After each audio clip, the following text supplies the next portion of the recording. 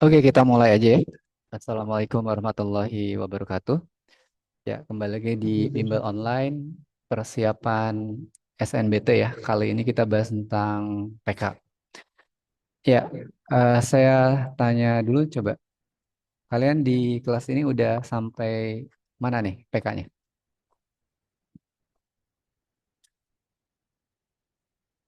Ya, jadi mohon feedbacknya. Suara saya bisa kedengaran dengan jelas ya? Oke. Ya, di sini sudah ada Zalfa, ada Azam, ada Hafiz, ada Ablawadia, ada Dia Ulha, terus Kalista Maria Moses, Nora Ahmad, ada Prajna Paramita, terus ada Reni Suci dan Zaroto Naura. Ya, coba kalian sudah sampai mana nih PK-nya? Udah dibahas? Ini kelasnya campur, Pak, jadi kayak Oh, beda-beda gitu. oh iya. Coba-coba, saya pengen tahu eh, yang paling jauh deh gitu. Sampai mana nih? Dari awal aja, Pak. Iya, dari awal aja ya. Oke. Jadi ada yang belum sama sekali kan ya? Belum, Pak. Oh belum ya. Oh ya, kalau gitu dari awal aja ya KLS 1 nih kita bahas. Ya, coba kita lihat beberapa nomor mulai dari yang hiburannya dulu ya. Nah, jadi ini nomor satu dan dua nih. Atau kalian juga bisa lihat di bukunya ya. Misalkan ingin langsung ke nomor ini dibahasnya, boleh juga silakan ya.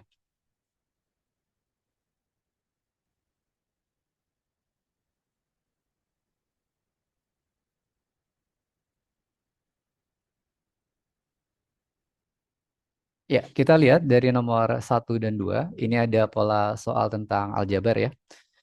Operasi aljabar. Jadi fokus ke eh, persamaan yang ada di situ.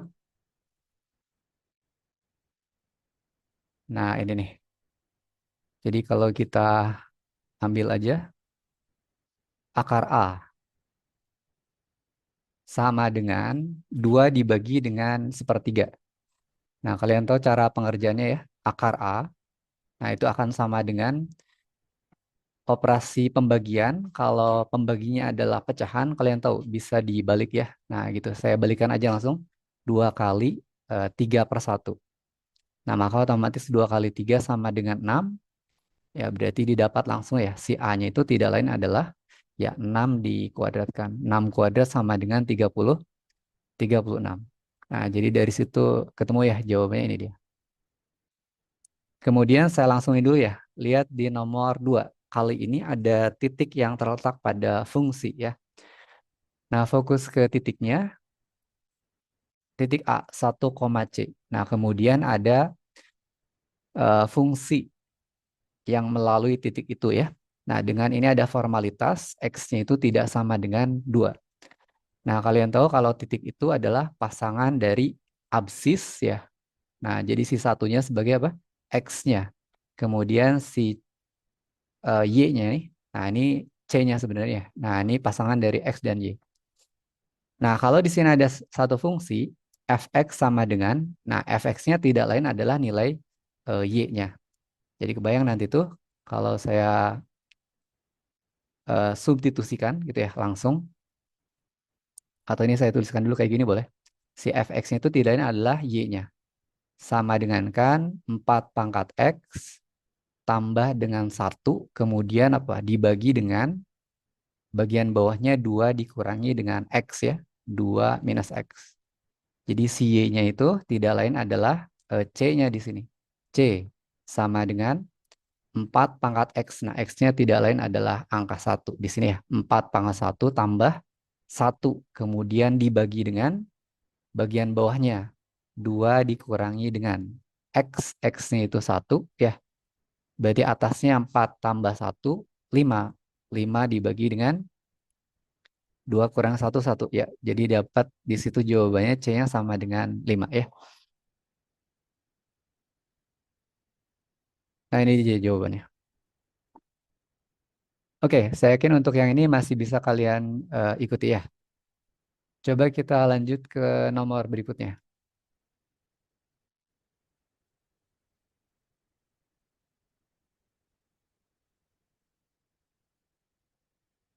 Nah, kali ini lihat nomor 3 ya. Ada 10 bilangan ceritanya. Nah, si 10 bilangan itu ya apa yang diurutkan. Nah, jadi ini ada eh, diurutkan nih. Dari mana ke mana? Dari yang terbesar gitu. Nah, ini dia. Hingga terkecil. Nah, gini.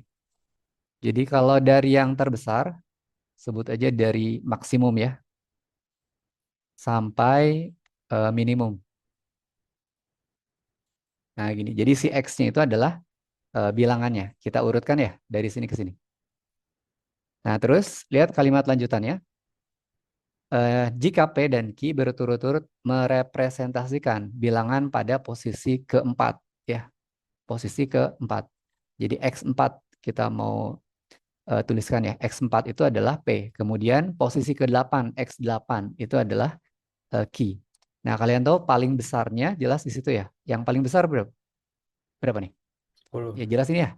Nah, ini ada paling besarnya 10 ya. 10. Kemudian paling besar kedua siapa? 9. Nah, nanti ada 9 benar ya? 9 terus ada 8. urutan berikutnya 8 ya. 8 kemudian 7. 7. Nah, kalian berhenti sampai sini nih.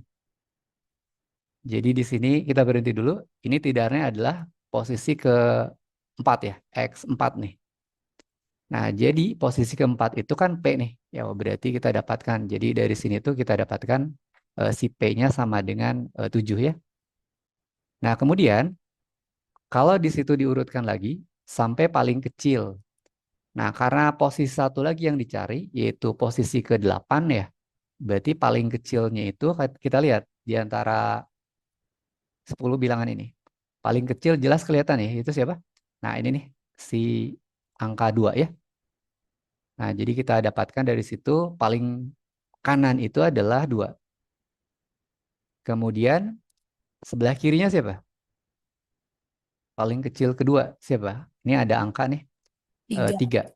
Kemudian sebelah kirinya lagi ternyata apa? Tiganya double nih, ada 2. Oh, berarti ini 3. Nah, kalian berhenti sampai sini.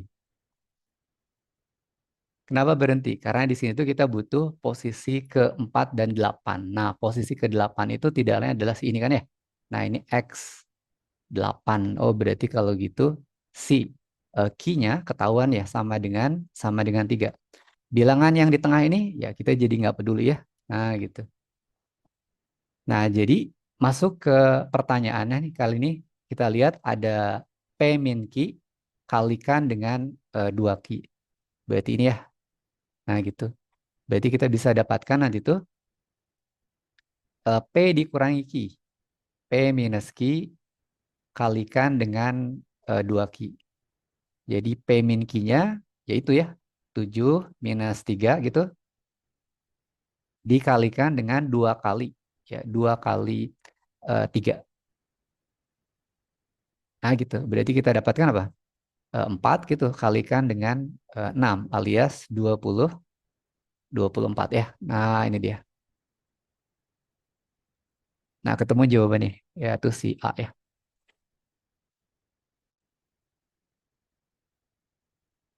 Nah, ini juga lumayan mudah ya. Jadi untuk pertama kalinya dicacahkan dulu, diurutkan dari terbesar ke terkecil, PQ-nya didapatkan, habis itu ya eksekusi pertanyaan.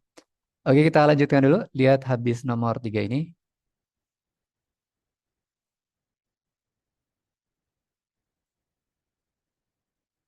Ada nomor 4 nih.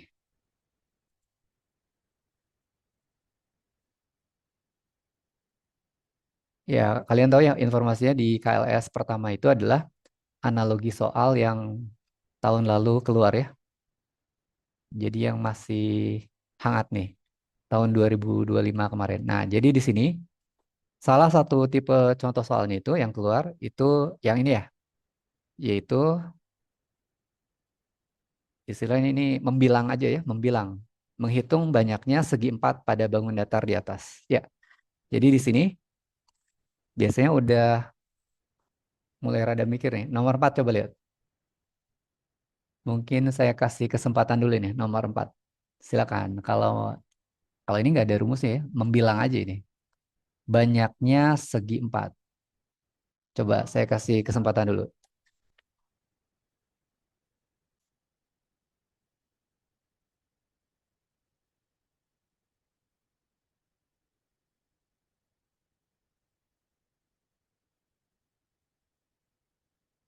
19. Ah, ada yang jawab 16 katanya. 16 berarti nggak ada di pilihan ya? 19, 19. Oh, 19, 19. 19 katanya. Ada yang jawab 19. Coba ada yang lain, siapa tahu ada yang beda. Nah, coba.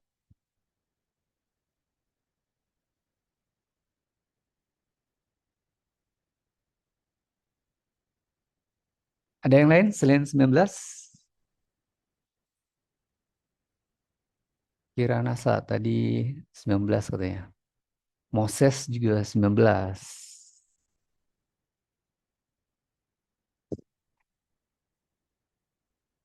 Ya, sesuai pemikiran kalian aja. Silakan utarakan jawaban kalian. Yang penting bisa menunjukkan aja ya. Si segi empatnya itu yang mana. Ya, segi empat di sini berarti termasuk di dalamnya ada persegi ya. Persegi bisa. Terus ada persegi panjang juga bisa. Kalau memungkinkan ada jejer ngenjang misalkan ya itu segi empat juga ya. Nah, tapi ini nggak ada tuh jejer ngenjang. Berarti kemungkinan cuma dua ya. Kelihatan dari koordinat-koordinatnya nih. Nah, ini nih. Kalau nggak persegi, persegi panjang tuh. Coba, udah ada yang jawab 19 katanya. Belum ada yang beda nih. Ada yang lain?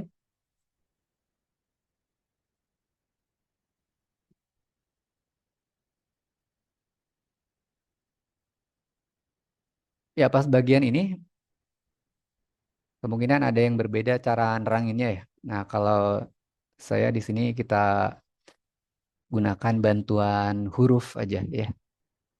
Nah, jadi nantinya ada yang ditandain tuh pakai huruf-huruf.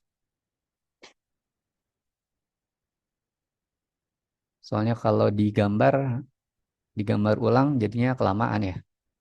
Pakai huruf aja deh bantuannya. Nggak ada nih yang jawab lagi? Nah, coba ada lagi nih. Ada yang beda nggak? Saya pengen, ada yang 18 katanya. Suci 18. 18 katanya. Selisih satu ya. Coba tuh ada yang nyoba lagi. Silakan. Satu, dua, tiga. Nggak ada lagi? Ya, udah kita coba bahas aja ya. Nah, kali ini lihat nomor 4 ya. Salah satu cara ngebahasnya, cara nandainnya ya, pakai huruf ya. Nanti setiap segmen tertutup yang ada di bangun datar ini, kasih nama dengan huruf ya, satu huruf. Jadi misalkan ini, yang bagian atas ini saya misalkan A ya, terus yang kirinya B. Nah, jadinya tertutup ya. Nah, ini juga nih, C, B, nah yang kanan sini E gitu. Nah, terus F, G, H, gitu ya.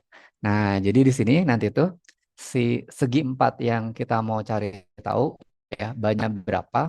Nah, kalian bisa bisa tandain ya dengan huruf-huruf yang saya sudah taruh di situ. Jadi nantinya prinsipnya si segi empatnya akan terdiri dari bisa satu huruf, bisa dua huruf, ya, atau bisa lebih dari itu. Nah, jadi misalkan sini nih, yang satu huruf dulu, coba. Kalau yang satu huruf sih di sini biasanya nggak ada yang komplain ya, langsung aja di situ. Yaitu siapa? A, B, C, D,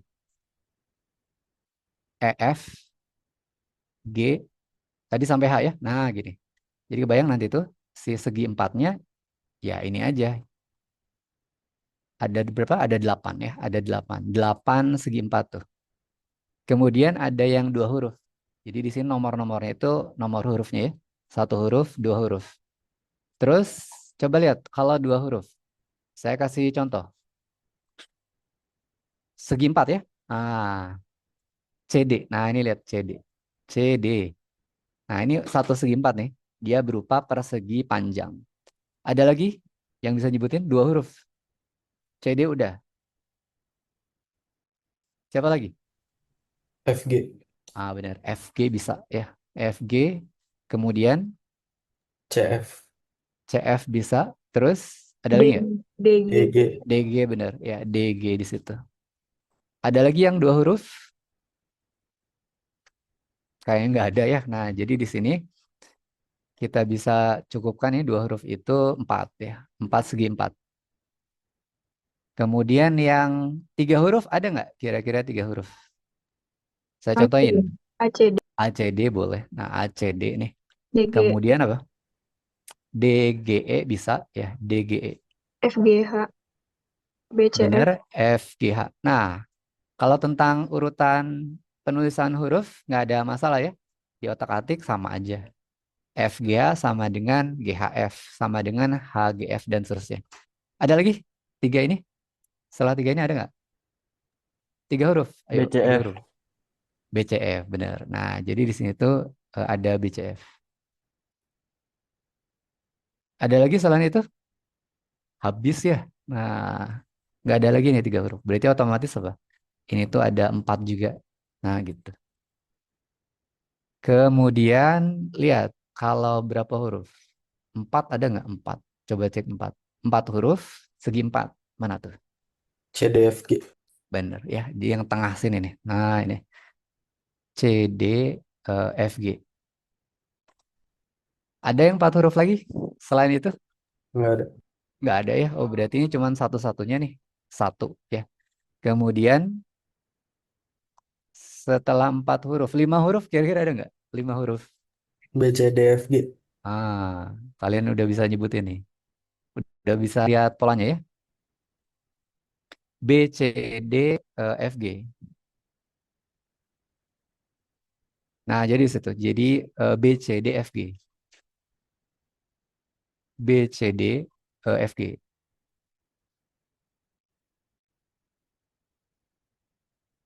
Nah, gitu ya. Terus siapa lagi? Ada lagi? Ya, kali ini melibatkan huruf-huruf yang di luar ya. Nah, ini nih A, B, H, E gitu. Nah, jadi CD. kalau apa-apa? Iya, dari apa? Dari huruf apa? A, dari A. Nah, jadi di situ A, C, D, F, G. Ada lagi? Pakai huruf luar lagi nih. Misalkan ini H ya, dari H. H, H, C, ACD. D, F, G. Oh, ini yang tadi kamu sebutin ya. Nah, ini H, C, D, F, G. Ada lagi nggak? Ada ECDFG. nih. Nah, yang sini. C, D, E, F, G. Atau dari E boleh. E, C, D, F, G. Yang penting kalian bisa naruh ininya ya, apa? Huruf-hurufnya ya. Nah, ini berapa?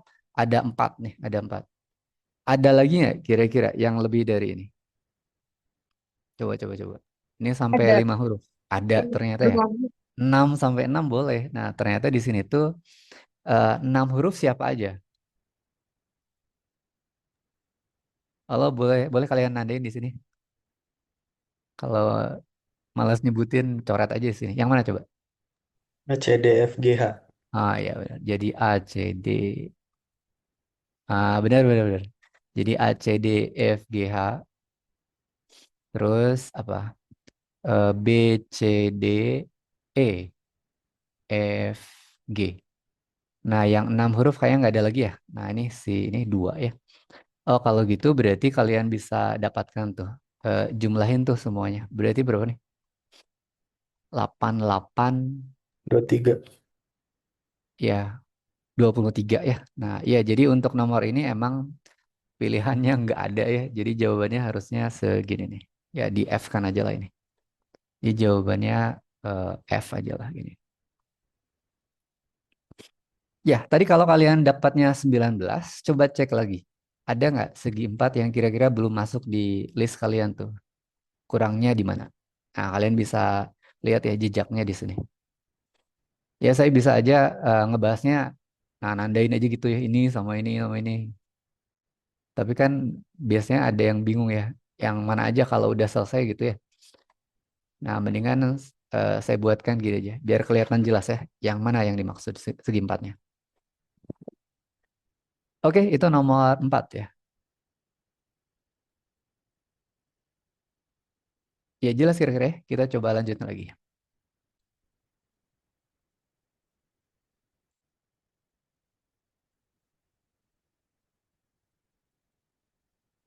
Kali ini nomor 5, ada tipe soalnya kayak gini nih.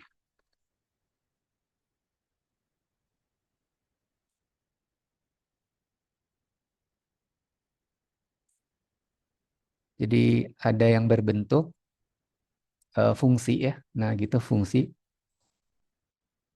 Nama babnya namanya fungsi terdefinisi ya. Jadi kalau kalian lihat di diktator reguler ya, ada satu bab namanya fungsi terdefinisi. Nah kalau kalian sudah masuk ke bab itu tuh, fungsi terdefinisi ya. Nah ini ada tuh tipe soal yang semacam ini. Nah tahun kemarin keluar ya tipenya kayak gini. Fungsi terdefinisi didefinisikan sebagai tiga buah fungsi berbeda ya dalam interval dengan Z yang ditandai nih. Ada Z ganjil negatif, Z genap positif, dan Z lainnya. Nah, jadi di sini fungsi terdefinisinya digambarkan atau disimbolkan dengan tanda kurung siku ini nih. Nah, tanda kurung siku. Nah, terus yang ditanyakan di soal ini, lihat ya. Ini perlu saya tegaskan ya, ini tuh kurungnya semuanya kurung siku ya, kurung siku. Jadi kalau di diktat kalian nih, ketulisnya kayak gini, ini tolong di atasnya itu kasih penyikunya ya, supaya nanti nggak bingung. Kalau misalkan penyikunya cuman bawahnya aja, itu bisa definisinya yang lain gitu ya, bukan fungsi yang di atas. Sedangkan yang di atas itu siku-sikunya di atas dan bawah. Nah gini. Nah, coba ada yang bisa dengan jelas nyebutkan kita mau ngurus siapa dulu nih? Kurung siku siapa dulu? Yang satu. Nah, benar, satu ya yang paling dalam. Nah, jadi di sini kita bisa tuliskan kalau kurung siku satu harus kita cari dulu gitu. Bukan dari yang paling luar tapi paling dalam. Kurung siku satu, lihat angka satu, si Z-nya itu anggaplah satu. Maka Z-nya masuk ke mana? Ganjil negatif satu itu Yang lainnya. benar, yang lainnya. Genap positif juga bukan. Jadi pakai yang lainnya. Jadi kurung siku satu tidak lain adalah pakai ini nih. Ya. Jadi 3Z dibagi 2. 3Z. Nah, Z-nya itu kamu ganti dengan angka berapa? Angka satu ya. Jadi si Z-nya ini nih, satu di sini. Nah, ini ganti. Jadi otomatis dapatnya apa nih? 3 kali 1 dibagi 2. Ya, jadinya 3 per 2 ya. 3 per 2. Nah, gitu. Kemudian apa? Lihat kurung siku satu sebelah kirinya, ya sebelah kirinya, itu ada pengali min 2. Jadi nantinya minus 2 dikalikan dengan kurung siku satu yang tadi udah dicari tahu. Berarti kita dapatkan apa? Min 2 kali si kurung siku satu itu tadi ya 3 per 2. 3 per 2. Kalikan, dapatnya berapa nih? Min 3. Min 3. Nah, min 3. Nah, si min 2 kali kurung siku satu ini dikurung sikuin lagi. Nah, gitu. Nah, gitu. Berarti ini juga ya. Nanti ujung-ujungnya kita nyari apa? Kurung siku min 3. Nah, kurung siku min 3. Nah, min 3 coba masuk ke Z mana nih? Ganjil negatif, genap positif, atau Z lainnya? Ganjil negatif. Nah, jelas ini ganjil negatif ya. Oh, kalau ganjil negatif berarti ini ada polanya nih. Z kuadrat min 4. Nah, ini sama dengan ini sini ya. Z kuadrat min 4. Nah, nanti Z-nya nanti kita gantikan ya. Kuadrat min 4. Dibagi dengan bagian bawahnya itu. Z plus 2. Nah, ini nih Z-nya. Tambah 2. Nah, si Z-nya itu tidak lain adalah, nah si yang tadi ya, min 3 tadi itu. Min 3. Terus ini min 3. Nah, coba kalau kita jabarkan jadinya berapa nih? Min 9 3 kurang 4. kuadrat, min 3 9. kuadrat 9. 9 kurangi 4 langsung aja 5. 5 ya. 5 dibagi dengan min Min 3 Min 5. tambahin 2. Min 1. Jadinya benar. Minus 5 ya. Nah, jadi semakin keluar nih. Nah, terakhirnya tambahin 9. Tambahin 9. Jadi si kurung siku tadi min 2 kalikan dengan kurung siku 1. Ini ditutup ya. Terus tambahin dengan 9. Si yang kiri ini yang kurung siku min 5. Ya, berarti min 5 gitu ya. Tambahin dengan 9 alias 4. 4 ya. Nah, apakah 4 jawabannya? Belum. Nah, karena apa? Lihat yang paling luar ada kurung siku terakhir nih. Nah, gitu. Kurung siku. Nah, gitu. Nah, ini terakhirnya di sini. Jadi nyari kurung siku 4 ternyata langkah terakhirnya. Berarti apa? 4 itu masuk yang mana nih? Ganjil negatif Genap bukan positif. genap positif. Oh, berarti pakai yang tengah ini nih. Z minus 5 gitu ya. Berarti ini sama dengan Z-nya langsung aja ya. 4 ya. Kurangi dengan 5. Dalam kurung kalikan dengan Z-nya 4. Nah, berarti kita dapatkan apa nih? Ya, minus 1. Nah, ini hasil akhirnya ya. Kali 4. Kenapa? Mohon maaf. Kecil ya saya. Jadi di sini min Min 1 4. kali 4. Ya, min 4 dapatnya. Ya benar, ini dia jawabannya.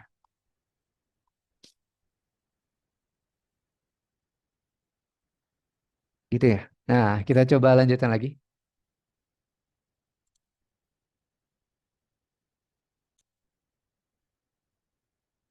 Nah, kali ini pakai teks. Ada teks 1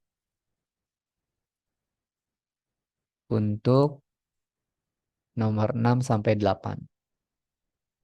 Nah, gini ya.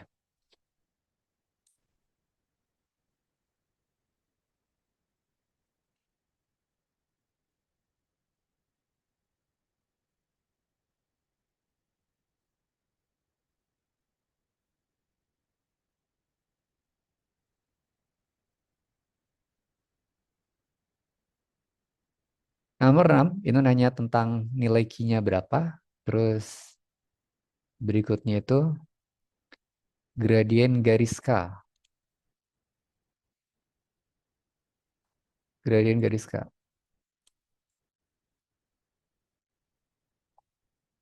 Terus terakhir itu nanya tentang ini. Ada satu garis hubungannya dengan garis K. Ditanya 3C plus D-nya ya. Nah, ini simpan dulu ya. Jadi si pertanyaan-pertanyaan ini. Jadi berdasarkan yang tahun kemarin ada yang tipe semacam ini.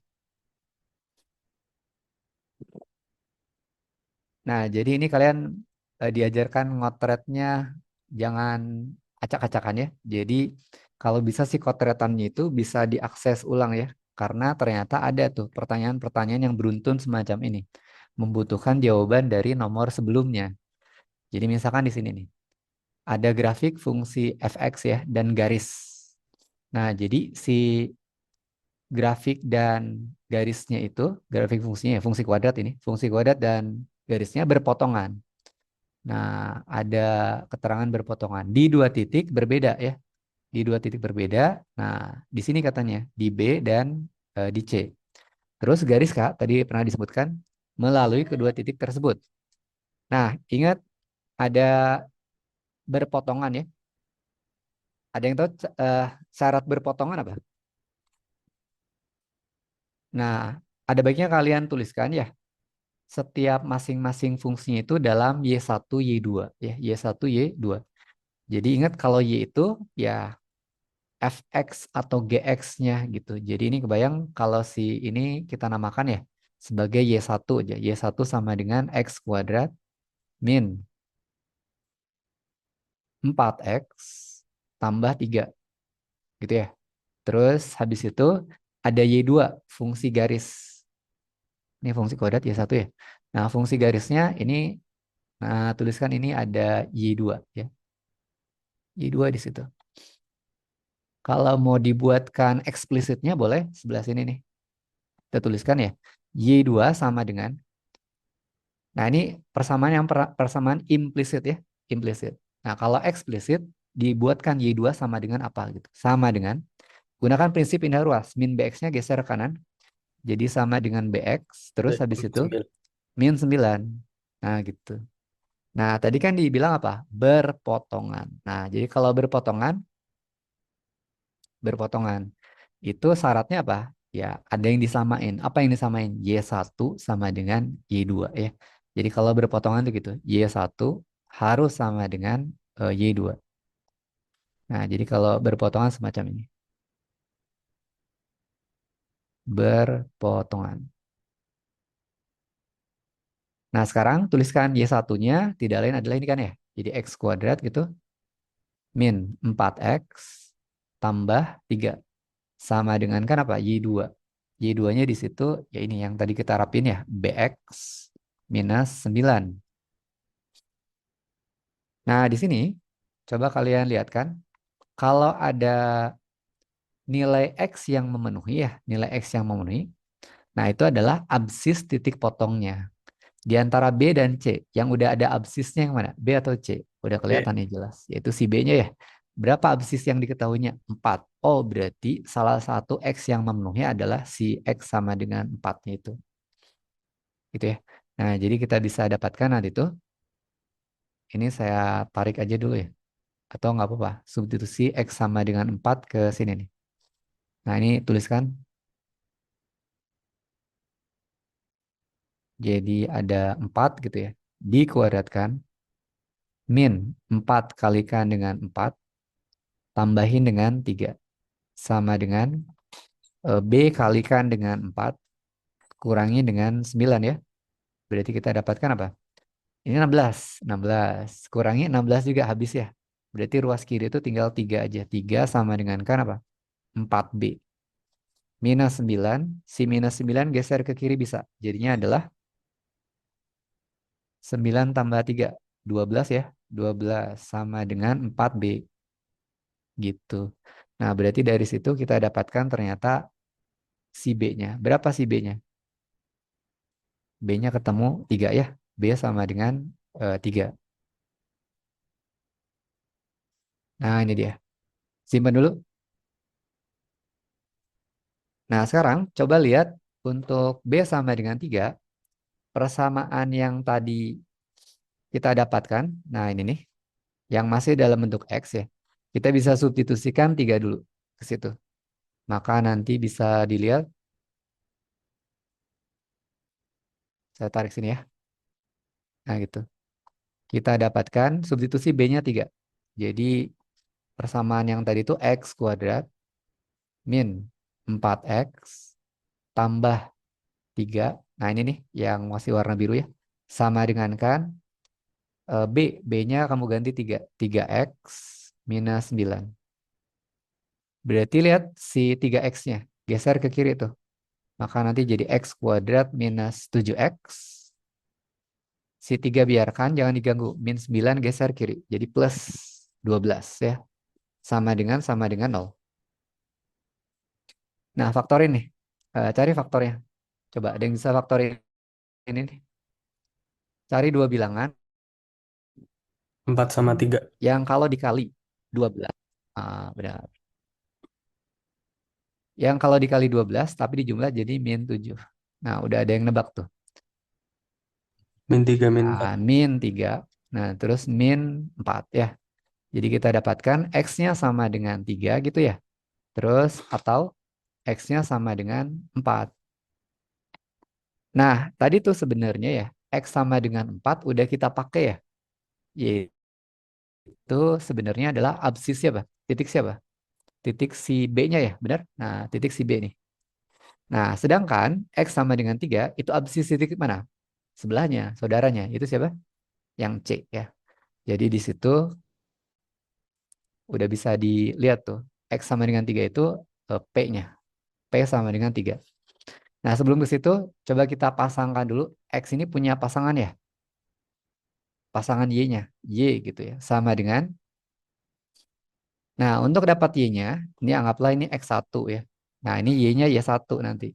Untuk dapat Y1, nah kalian bisa pakai ini, yang kuadrat ini, atau bisa juga yang Y2 ini. Bebas sih sebenarnya. Misalkan saya pakai yang persamaan Y1 nggak apa-apa ya. Jadi nantinya, atau ya nggak apa-apa.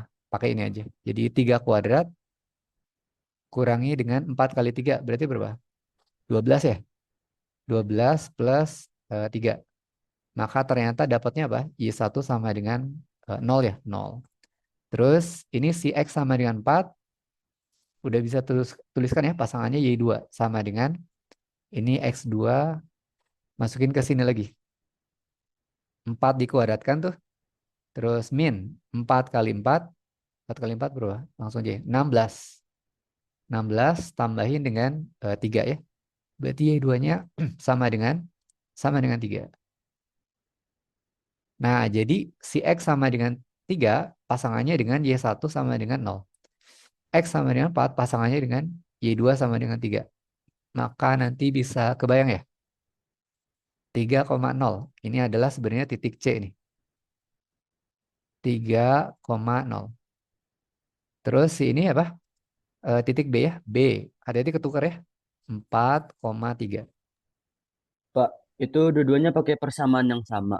Ya, Nggak boleh beda. boleh pakai persamaan yang sebelahnya juga boleh. Misalkan ini pakai Y2 ya, boleh aja. Kan ingat dari awal kita udah menyamakan Y1 sama dengan Y2. Kamu pilih kiri mau kanan sama aja, coba aja. Misalkan 3 nih.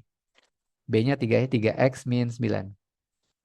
3 kali 4, 12. 12 kurang 9, 3 juga dapatnya. Nah itu, bebas ya. Nah jadi udah bisa ketahuan tuh. Kalau misalkan poin, nomor pertama ya, tentang teks 1 ini, yaitu nomor tadi. Mana ini? Nah ini, nilai Q. Q-nya berapa? Tadi tuh udah 0. kejawab ya. Nah, Q-nya sama dengan 0. Nah, ini Q-nya sama dengan 0. Atau saya tuliskan biar nggak hilang. Tadi tuh ada yang masih ingat B-nya berapa? B-nya adalah 4,3 ya. 4,3. C, berapa C? Titik potongnya nih. 3,0. 3,0. Nah, si ini kan apa? Tadi tuh ini A ya. Benar, A. Nah, terus habis itu ini adalah P gitu. Nah, terus ini Q. Gitu ya. Jadi kejawab Q-nya 0. Terus gradien garis K. Garis K itu melalui B dan C gitu. Nah, untuk ngejawabnya kalau titiknya udah ketahuan dua-duanya mudah nanti. Garis K itu punya gradien MK, sebut aja ya, MK sama dengan, masih ingat rumus gradien kalau dua titik diketahui gimana caranya? Y2 Delta minus Y gitu ya. Dibagi dengan delta X X2 benar. minus. Nah, maka nantinya delta selisih berarti ya. Siapa yang diselisihkan? Ya, nilai-nilai Y-nya ya. Y siapa? Misalkan ini dari B. Nah, berarti YB ya 3 kurangi dengan YC 0 gitu. Dibagi dengan bawahnya. XB dulu. Berapa XB? 4 ya. Kemudian kurangi XC berapa? 3. Nah, nyelisihinnya harus bersesuaian ya. Kalau B duluan, maka bawahnya juga harus B dulu. Nah, gitu. Nggak boleh loncat-loncat. 3 kurang 0, 3. 4 kurang 3, 1. Ya udah 3 jawabannya. Nah, ini. Nah, jadi tadi ceritanya jalan-jalan dulu ya, ngotret dulu. Nah, baru ke sininya hasil akhirnya. Kemudian nomor 8, coba lihat nomor 8.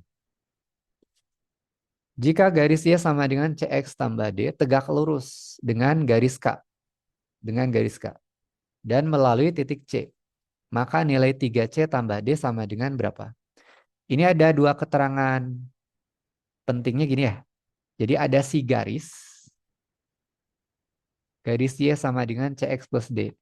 Nah, tegak lurus dengan apa? Garis K. Dan melalui titik C. Nah, coba saya tanya. Ada yang bisa jawab nggak? Ada yang bisa jawab nggak?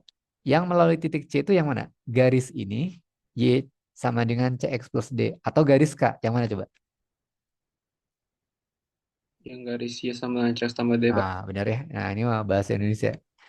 Soalnya ada aja yang mengartikan melalui titik C itu si ini, si garis K-nya. Ada deh, bukan. Jadi ternyata yang dilalui oleh C itu ya garis ini yang disebutin pertama ya, Y sama dengan CX plus D.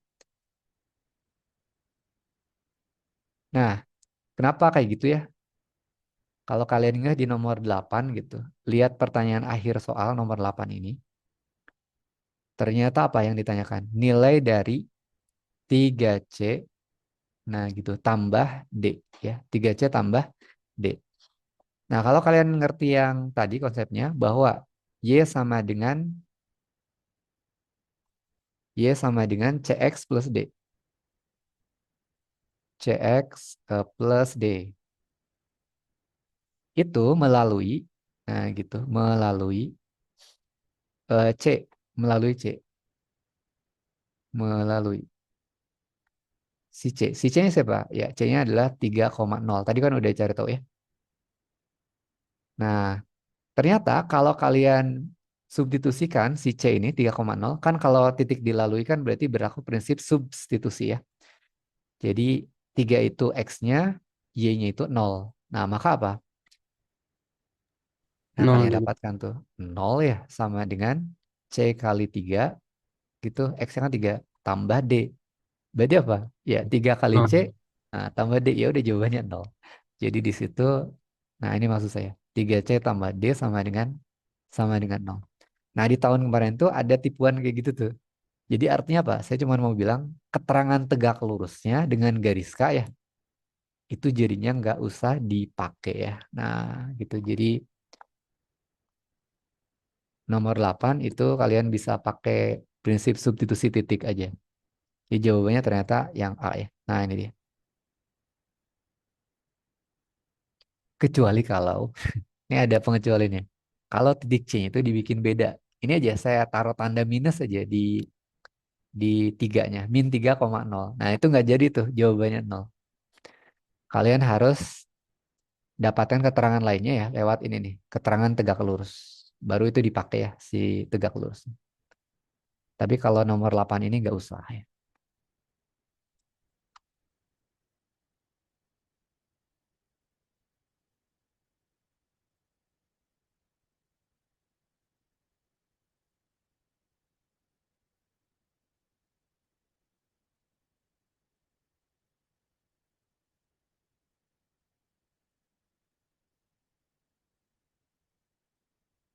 Ya, silakan kalau ada yang ditanyakan dulu.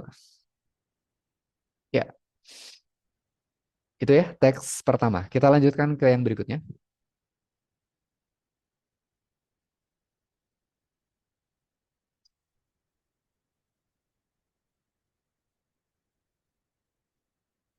Lihat teks dua kali ini. Ada bangun ruang ya. Bangun ruang berupa prisma di situ.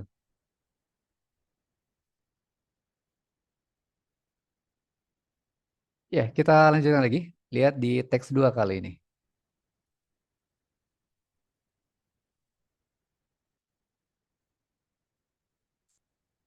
Ada satu bangun ruang ya. Nah, ini berupa satu prisma dengan tingginya dikasih tahu 5 ya. Kemudian coba lihat bangunnya.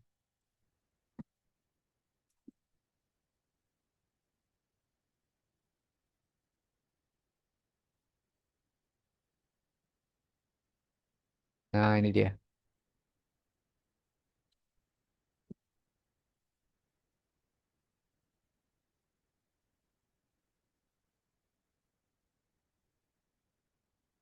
Nah, gini. Satu prisma dengan tinggi 5 memiliki alas berupa daerah trapesium ya, A, B, C, D. Jadi kalau alasnya ini digambarkan, yang digambarkan cuma alasnya aja. Nah, diketahui titik-titik sudut trapesiumnya nih. Ini bisa kelihatan nggak? Bentar.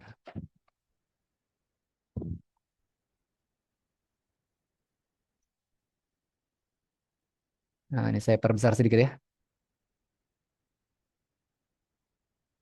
Nah, gini. Kemudian ini Kita potong aja. Ininya hapus ya. Nah ini.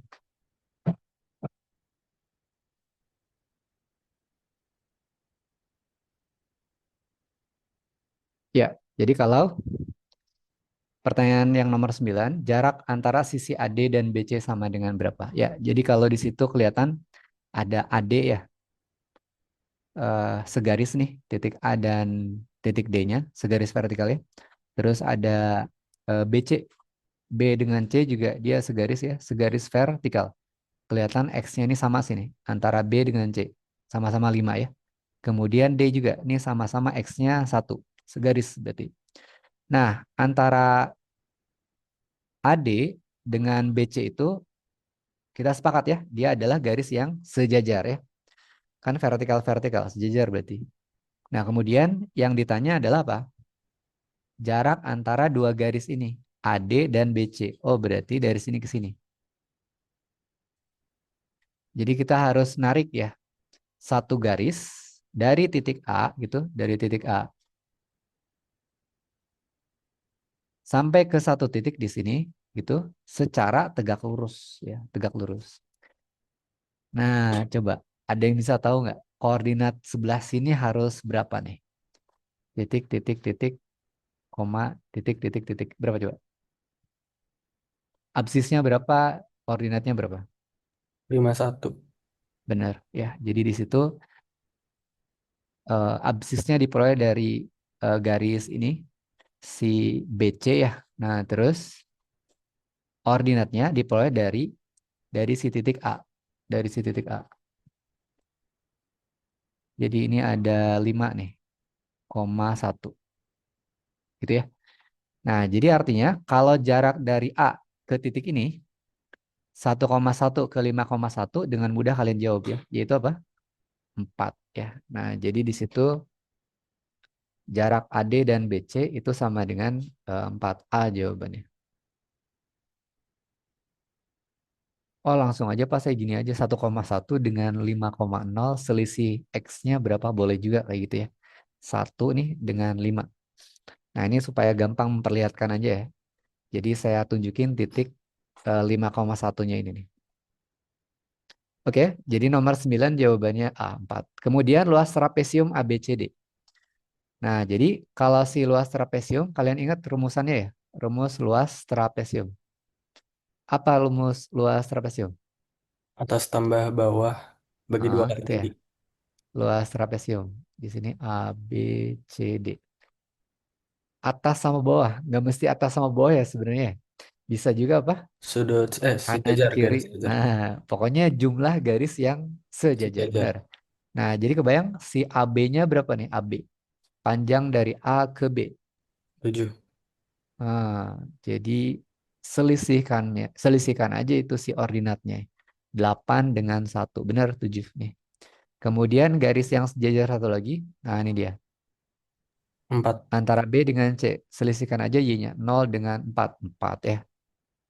Nah, berarti kalian dapatkan tuh si luas ABCD tidaknya adalah jumlah dari 7 tambah 4 gitu ya. Terus coba lanjutkan. Kali berapa? Nah, kali si tingginya. Ingat tingginya ini ya. 4. Nah, kali 4.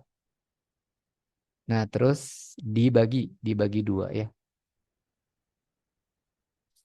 Dibagi 2.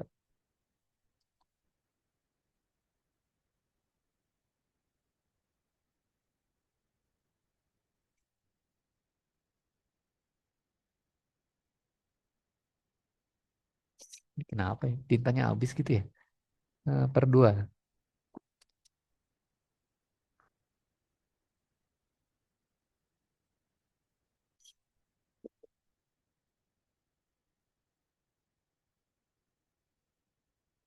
Nah, gitu. Jadi kita dapatkan apa? 11 kalikan 4, 44 bagi 2. Ya, kalian dapat jawabannya adalah 22 ya.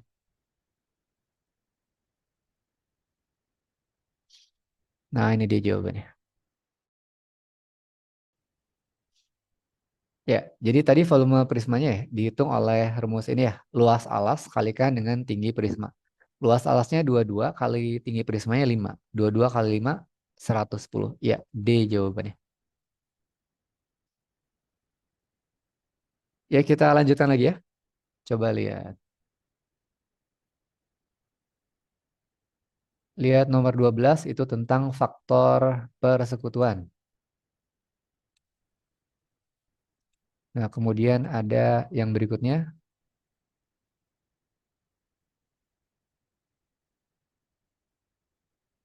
Ada fungsi interval ya. Fungsi yang diantara fungsi eksponen dan fungsi akar nih. Ya, coba lihat nomor 12. Lihat 12 itu. Ada dua bilangan. Nah, tapi dalam operasi aljabar bentuknya kayak gini. Jadi coba lihat yang ini dulu. Nah, ini nih.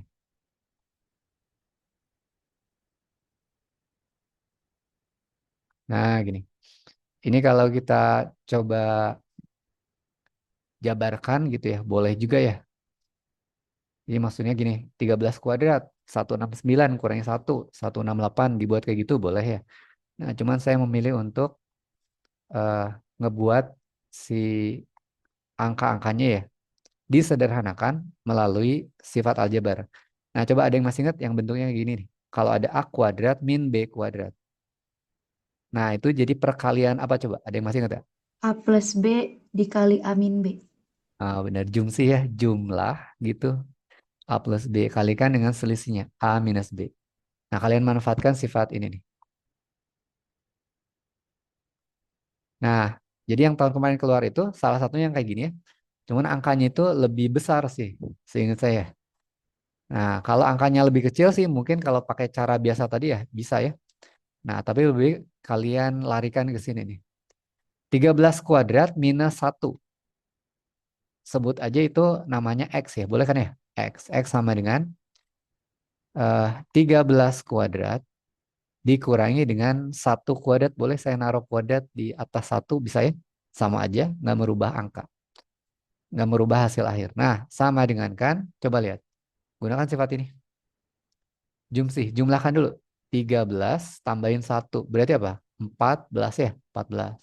Kaliin dengan siapa? Selisihnya. 13 kurangi 1. Berapa? 12. Itu ya. Nah, terus habis itu coba lihat yang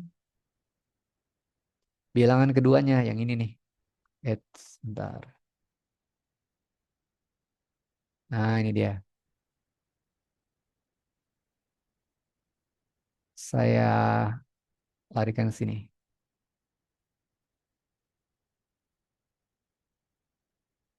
Nah, gini ya. Jadi di sini coba lihat kalau si Y namanya ya. Y sama dengan gitu 10 kuadrat. 10 kuadrat. Minus 16 ya. 16-nya saya bikin jadi 4 kuadrat boleh kan ya? 4 kuadrat. 4 kuadrat. Nah, terus coba lihat. Kalau 10 kuadrat min 4 kuadrat. Gunakan sifat ini lagi. Coba jadinya apa? 10 tambah 4 jadinya apa? 14 ya. 14. Kalikan dengan 10 kurangi 4. Nah, 6 ya? 6. Nah, sekarang coba lihat kalau yang ditanyanya adalah di antara pilihan berikut yang merupakan faktor persekutuan.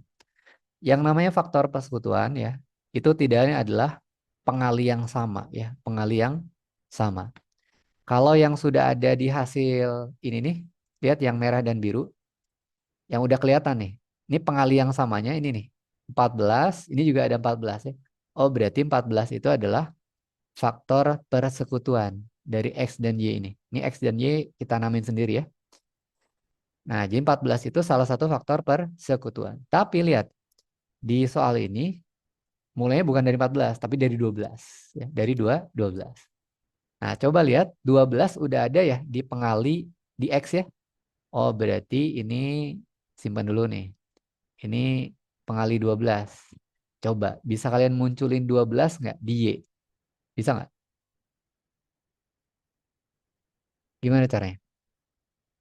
Iya, nanti kalian akalin nih. Ini kan udah ada 6 ya, 6. Supaya jadi 12, harus dikali berapa? Kali 2 kan ya? Kali 2. Nah, pengali 2-nya dari mana? Pinjam dari 14 ini.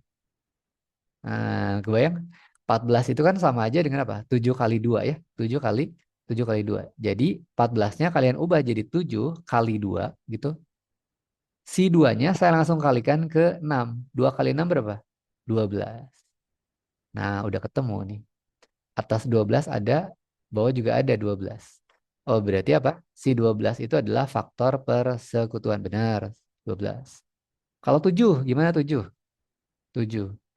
Nah, 7 udah tanpa kita sadarin dimunculkan ya di sini. Lihat di Y, udah ada 7 nih, 7. Nah, si 7 ini bisa nggak muncul di yang merah ini? Bisa, coba lihat.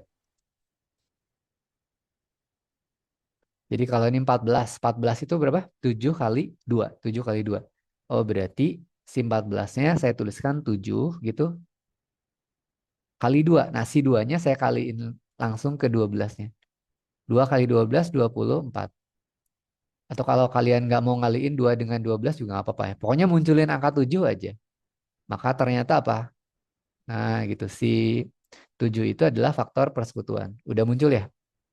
Nah, berarti 1 benar, 2 benar, 3 pasti benar sih ya. 3 pasti benar. Nanti di ujian sebenarnya kalian nggak perlu cek juga nggak apa-apa ya. Langsung loncat kemana? Ke di sini nih. 3. Coba bisa munculin angka 3 di X maupun di Y? Bisa ya. Jadi lihat misalkan 24 ini. 24 itu di dalamnya ada 3. 3 kali 8 ya. 3 kali 8. 3 ada di sini. Coba lihat 7 kali 12. Ada nggak angka 3-nya? Bisa dimunculin dari 12 ini. 3 kali 4 ya. Oh, berarti 3 juga benar. Ya, semuanya benar kalau gitu. Jawabannya adalah yang E ya. Nah, ini jawabannya. Kebayang ya?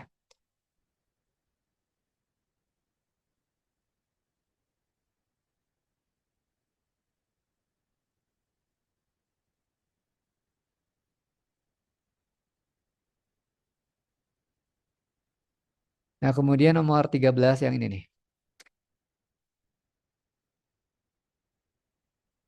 Saya pindahin aja ke sini ya. Nah, ini. Dan nomor 13 ada fungsi dalam bentuk pertidaksamaan semacam ini. Jadi fungsi itu di antara fungsi eksponen dan fungsi apa nih? Akar ya, fungsi akar. Nah, jadi nantinya coba lihat kalau kita tarik nih ke sini.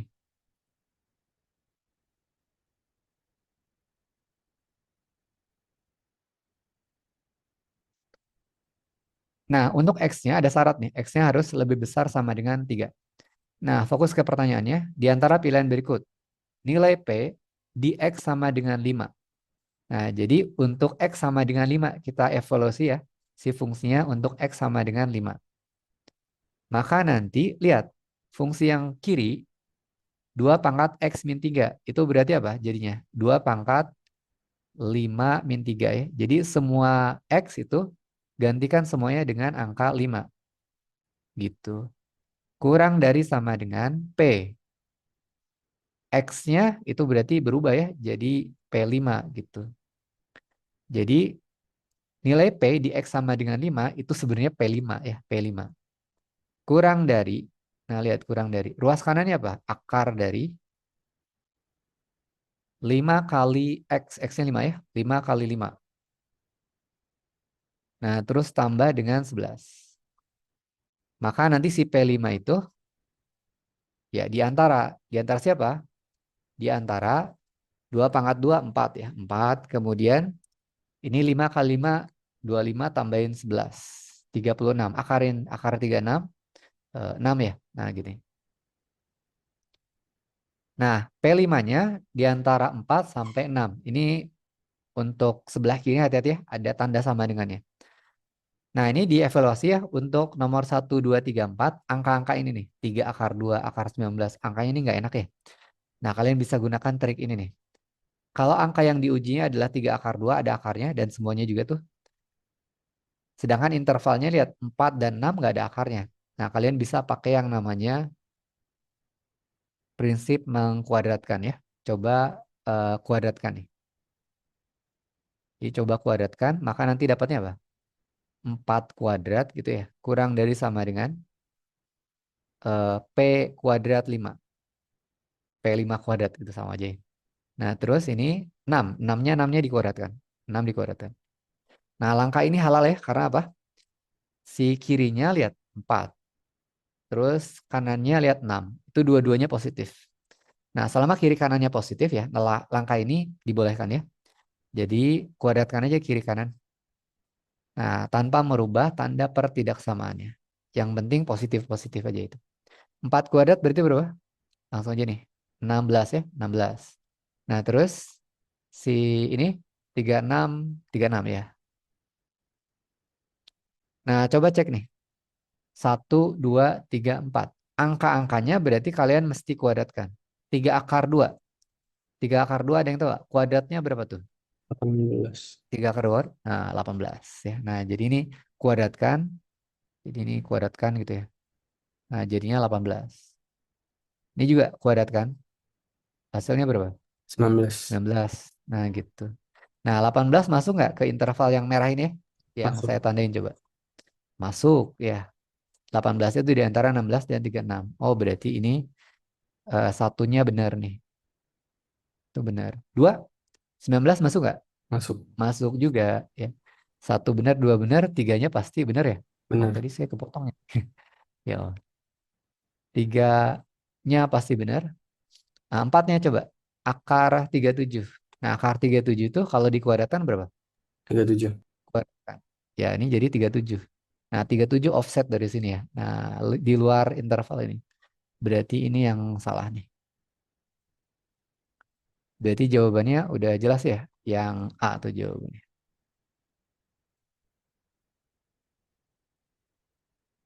Nah, ginilah. Nah, kita coba lanjutkan. Lihat berikutnya nomor 14 ya. Ada soal trigonometri kali ini. Tapi trigonometrinya juga nggak yang gimana-gimana ya. Nih, masih seputaran sin. Kalau sin apa? Perbandingannya apa? Sin demi cos sami tan desa. Sin demi cos sami tan desa. Kalau sek apa sek? Sekan? Nah, biasanya kalau kalian sekan, kosekan mulai mikirin. Ya, sekan itu kebalikannya dari cos ya, sepercos. Dibalikin aja. Kosek kebalikannya dari sin ya, sepersin. Ya, coba kita lihat aja nomor 14 ya. Ini ada satu sudut. Sudutnya adalah sudut lancip kelihatan ya. Di antara 0 derajat sampai 90 derajat. Dengan kosinusnya dikasih tahu nih. Cos theta sama dengan akar 5/3. Nah, prinsipnya kalau trigonometri itu istilahnya itu tahu satu, tahu semua ya. Tahu satu, tahu semua. Jadi kalau kosinus diketahui, maka otomatis sin, tan, sek, kosek, kotan, nah semuanya bakal ketahuan ya. Jadi di sini lewat bantuan segitiga siku-siku ya. Bantuan segitiga siku-siku. Jadi bayangkan segitiganya itu kita buatkan gini.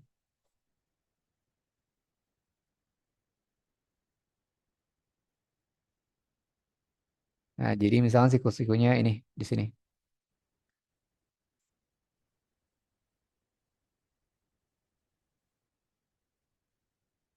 Nah, sebelah situ. Kemudian tetanya sudutnya sebelah sini nih. Nah, ingat kalau cos itu sami ya, samping per miring. Jadi si akar 5-nya itu sebagai apa? Sampingnya gitu. Kemudian si 3-nya ini sebagai apa? Miringnya. Nah, jadi si sampingnya teta. Nah, sebelah sini nih. Sisi samping sudut ya, akar 5. Kemudian miringnya, ini yang paling panjang, 3. Nah, berarti ini 3. Nah, coba ada yang bisa tahu si sisi depannya berapa? Untuk dapat sisi depan, ya, itu kalian pakai Pitagoras ya. Ini miringnya 3, sisi penyikunya salah satunya akar 5. Sisi penyiku yang satu lagi gimana? Ya, akar dari sisi miring 3 ini dikuadratkan, dikurangi dengan sisi penyiku akar 5 dikuadratkan juga. Maka nanti apa? Akar 5 kuadrat. Maka nanti dapatlah berapa? 9 kurangi 5 ya, 4. Akarin 4. Akar 4, ya dapatnya 2 ya. Nah gitu. Jadi nanti kita tandain tuh di situ sisi ini miring ya, miring. Mi. Ini akar 5 sisi samping. Sa. Nah ini sisi depannya, D-nya gitu. Nah jadi untuk poin 1 misalkan nih. Maka nanti dengan mudah ya. Poin 1.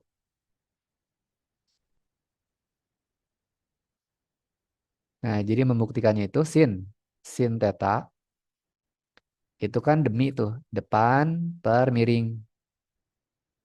Depannya berapa? Ada tuh, yaitu 2. 2 gitu. Terus miringnya apa? 3. Nah, berarti benar ya. Poin 1 benar tuh. 1 benar. Kemudian apa? Tangan. Nah, kita tunjukkannya di sini.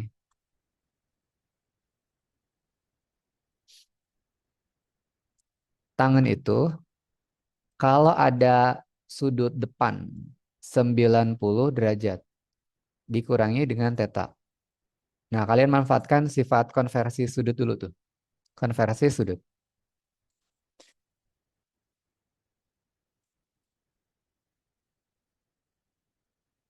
Sifat konversi sudut, kalau depannya itu 90 derajat, maka tangannya itu harus berubah bunyi ya.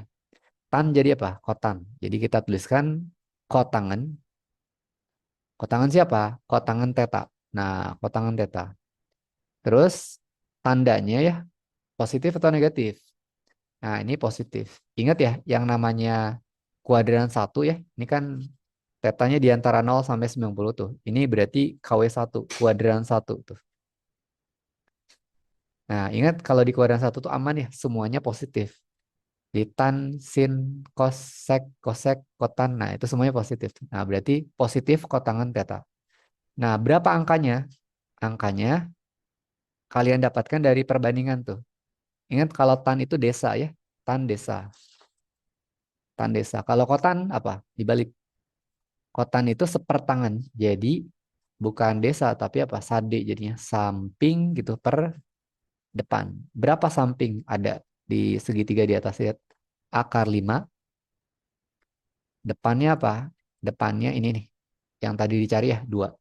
Akar 5 per 2. Oh, ternyata ini benar juga tuh. 1 benar, 2 benar. Nah, 1 benar, 2 benar, otomatis 3 benar ya. Karena pilihan gandanya kayak gini nih. Nah, jadi 1 benar, 2 benar, 3 benar. Nah, maka nanti kalian bisa lewat langsung ke poin 4. Poin 4. Jadi cek langsung ke poin 4. Nah, gini. Sin theta kali tan theta.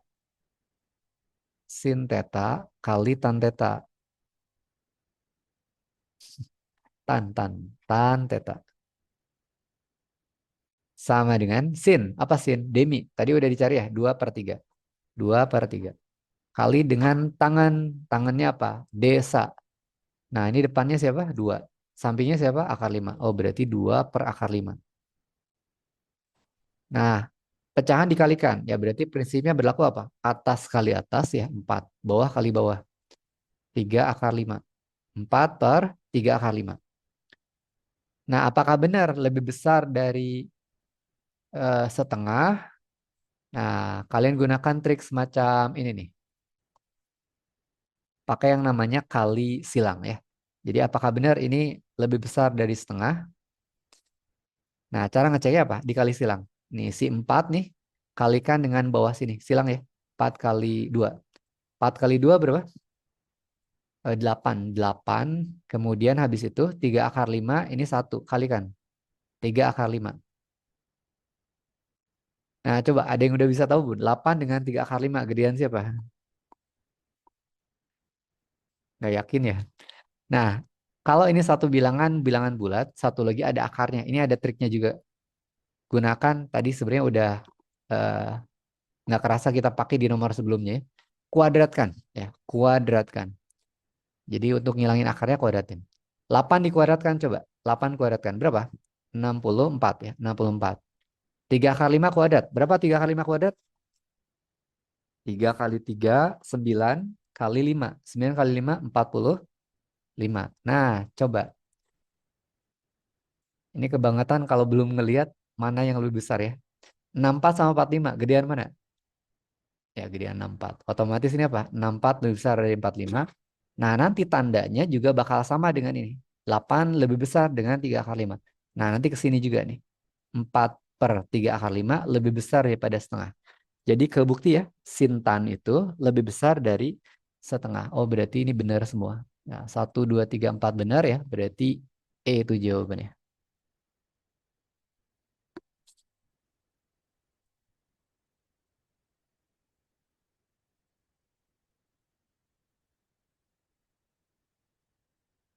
Ya silakan ya, kalau ada yang ditanyakan dulu.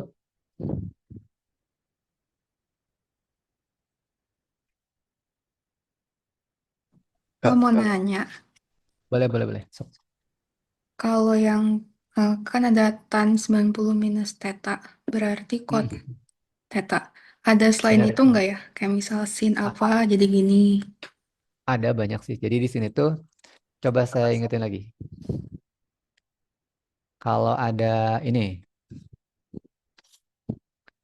satu buah prinsip ya. Kalau ada trigonometri, fungsi trigonometri, bisa sin, cos, tan, bebas. Nah, fungsi trigonometri.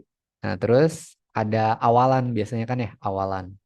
Awalannya umumnya kelipatan dari 90. Maka nanti gini nih, K kalikan dengan 90 derajat. Nah, gitu. Nah, sebelah sininya bisa plus, bisa minus. Bisa plus, bisa minus.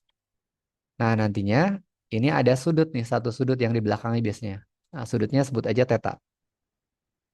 Nah, maka ini si FT ruas kanannya berubah jadi FT aksen. FT aksen. FT aksen siapa? FT aksen theta ya. Nah, nanti yang di depan itu harus ada yang namanya tanda. Bisa tetap, bisa plus ya. Tetap maksudnya. Kiri kanannya tetap. Atau bisa juga berubah jadi minus. Nah, FT aksen juga ya, itu lihat. Ada kalanya si FT itu tetap, kiri kanan tetap. Ada kalanya FT aksen itu berubah. Nah, prinsipnya gini nih. Nah, gini. Nanti ada keterangannya. Kalau misalkan si K nih, K itu sama dengan bilangan ganjil. Berapa bilangan ganjil itu? Ya berarti bisa 1, 3, 5, dan seterusnya ya. Nah gitu. Jadi nantinya itu kalau K-nya ganjil ya, maka nanti si FT aksen berubah ya. Jadi FT aksen berubah. Berubah. Nah perubahannya kayak apa? Kalau ada sin berubah jadi cos. Kalau ada cos berubah jadi sin gitu. Terus kalau ada tangan berubahnya jadi kotangan ya. Kalau sekan berubah jadi apa? Kosekan. Kalau kosekan berubahnya jadi sekan. Nah gitu ya. Perubahannya itu. Tapi kalau misalkan K-nya itu genap, genap. Nah, maka nanti apa? Yang genap tuh berapa aja? Ya, 0, 2. Kalau 0 mah nggak usah dipermasalahkan ya. Ini emang jadinya sama nanti. 2, 4 gitu ya. Nah, yang genap-genap K-nya, maka nanti si FT aksennya bakal sama dengan FT. Jadi dia itu tetap ya. Nah, gitu. Nah, terus tentang tanda plus minus yang ada di sini nih, yang ada di depan nih, itu tergantung kuadran. Nah, jadi tanda plus minus yang ini tergantung kuadran. Tergantung kuadran. Nah, gitu. Nah, coba. Misalkan saya contohin ya. FT-nya. FT-nya misalkan sin dari sini. Sin. Nah, di sini tuh depannya ya. Depannya perhatikan. Kalau saya tuliskan 180 derajat, Terus ininya plus minus, bisa plus bisa minus, bebas. Misalkan saya pengennya plus aja dulu, plus theta. Nah, coba ini perubahannya jadi apa? Pertama, lihat sudut depan, ya sudut depan. Kalau di situ ada 180 derajat, berarti ini berapa kali 90 nih? Ada yang tahu nggak? 2 Berapa kali kali 90? 90. 2 ya. 2T genap. Oh, berarti kalau genap apa? FT aksennya sama dengan FT. Oh, berarti si sinnya nih, sinnya tetap sin juga di sini. Sin. Sin siapa? Sin, lihat rumusnya. Sin theta, sudut belakangnya. Jadi ini sinnya sin theta.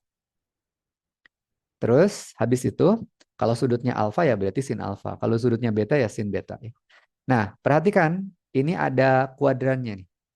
Ada yang tahu nggak? Ini kuadran berapa? KW berapa nih? Kuadran berapa? 3, Pak. 3. 180 tambah sesuatu. Nah, sesuatunya apakah harus lebih dari 180? Nah, itu jangan kalian pikirin. Yang pikirin itu ini nih, depannya. Habis 180 berarti KW berapa itu? Dia KW 3 ya. Jadi tetanya nggak pengaruh ya, mau lebih dari 1000 itu sudutnya. Jangan dipikirin nih. Yang penting tuh ininya, depannya. KW3. Nah, ada yang tahu nggak? KW3 itu sin gimana? Sinnya gimana? Minus. Negatif, Pak. Sin. Negatif. Nah, ingat eh, singkatan itu masih ingat? Sin dikat tangan kosong ya. Sin dikat tangan tan kosong. Kalau kuadran 1 aman ini, all ya semuanya. Semua positif. Tapi kalau kuadran 2 itu sin yang positif. Kalau kuadran 3 tannya yang positif. Kalau kuadran 4 cosnya yang positif. Nah, berarti kuadran 3 itu tan positif ya? Oh, ternyata sin KW3, nah gitu, sin KW3 itu harus negatif berarti. Nah, gitu. Nah, ini. Nah, coba kalau dari kalian misalkan mau pakai trigono apa bebas. Sin, tan, cos bebas. Misalkan apa? Ini saya tulisin nanti di sini. Apa coba? Terserah aja.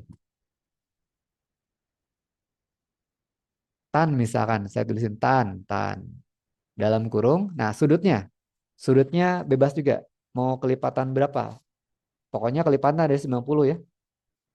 Kelipatan dari 90 aja. Misalkan mau berapa?